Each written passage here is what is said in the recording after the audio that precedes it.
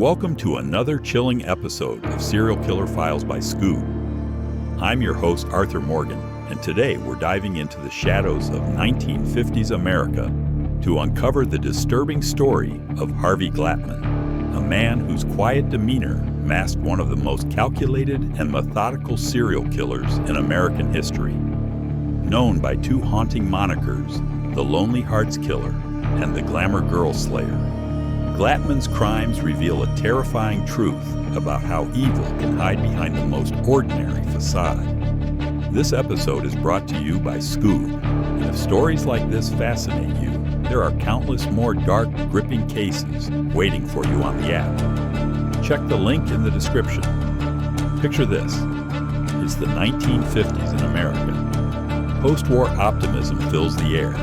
But beneath the surface lurks a society ill-equipped to recognize or address mental illness. This was an era when those showing signs of psychological disorders were simply swept away, hidden in institutions, subjected to barbaric treatments, or completely ostracized from society. Mental health awareness was virtually non-existent, creating the perfect breeding ground for monsters like Harvey Glatman. In this environment, Glatman developed into something truly sinister. He wasn't your typical rage-fueled killer. No, Glatman was far more dangerous. He was methodical, calculating, and disturbingly calm. His victims weren't random targets of opportunity. Instead, he deliberately chose women pursuing two of humanity's most basic desires: companionship and dreams of success.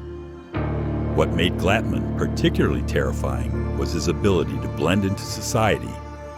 Sporting glasses, speaking softly, and maintaining an air of politeness, he appeared completely harmless.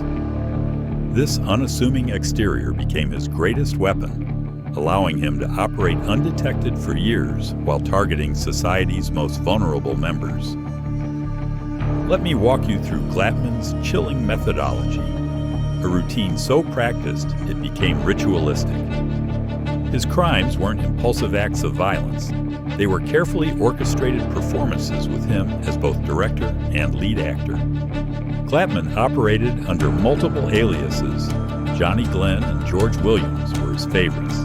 He crafted elaborate personas, complete with business cards and professional photography equipment.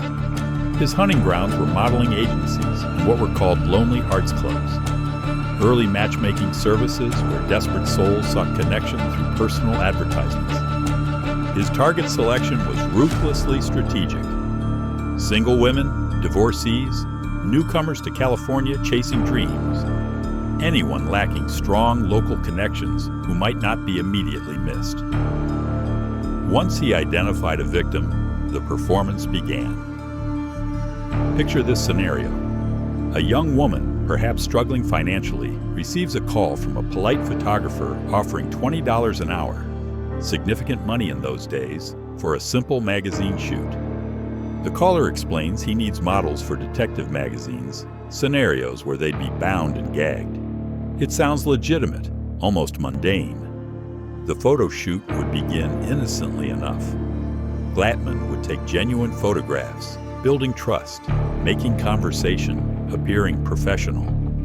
But then gradually, the atmosphere would shift. What started as a modeling session transformed into something far more sinister. This is where Glatman's true nature emerged. He maintained a kit, camera, film, ropes, gags, always organized, always ready. His soft-spoken demeanor never changed, even as the situation became horrific. He would bind his victims under the pretense of the shoot, then reveal his true intentions with chilling calmness. Let's honor the memory of those whose lives Glatman stole by telling their stories, not as mere statistics, but as human beings with hopes, dreams, and futures that were brutally cut short. Judy Dull was just 19 years old in October 1957 when she answered what seemed like a golden opportunity: $20 an hour to pose for detective magazine photographs. It must have felt like winning the lottery.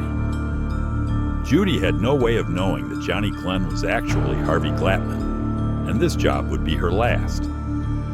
Inside Glatman's Los Angeles apartment, the facade crumbled quickly. What followed was hours of terror as Judy endured unimaginable horrors. But perhaps the cruelest element was Glatman's psychological manipulation. After the assault, he actually suggested they watch television together, creating a bizarre sense of normalcy before the final act of his twisted play. At 10:30 p.m., Glatman promised to release her. Instead, he drove over 100 miles into the desert near Indio, California. There, in the vast emptiness where no one could hear her scream, he ended Judy's young life with methodical precision. But his depravity didn't end with death. He arranged her body in grotesque poses, photographing his work like some perverted artist signing his masterpiece. 7 months later, Shirley Ann Bridgeford became his second known victim. This 24-year-old divorced mother had joined the Patty Sullivan Lonely Hearts Club, seeking companionship to ease her loneliness. She found George Williams physically unimpressive, but loneliness is a powerful motivator.